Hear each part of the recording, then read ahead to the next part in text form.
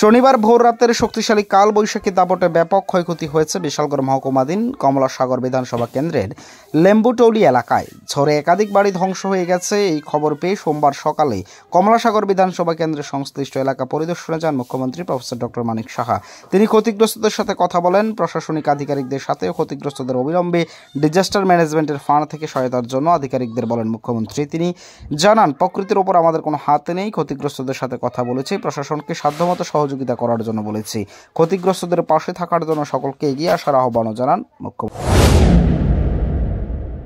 ज़्यादा ही देख रहा हूँ पूरा बहुत सारे खान यहाँ नहीं है त्रिपुरा में बहुत सारे जगह इस तरह किसी का ऊपर का जो टीन पूरा उड़ा के ले गया, बिल्डिंग टूट गया जो देखा है। और मैंने आधिकारिक लोगों को भी बताया, ये लोग भी अपना काम कर ही रहा है।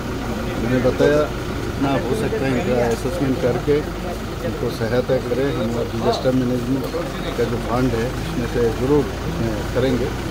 और देखिए इसमें तो किसी का हाथ नहीं है, ये हुआ है, अब क्या कर सकते हैं। तो अभी सब हम लोग को गवर्नमेंट के तरफ से तो ज़रूर करेंगे, लेकिन बाकी सबका सहायता चाहिए। इसमें सब मिल के हम लोग इनके पास रहना चाहिए। ये मैं करूँगा।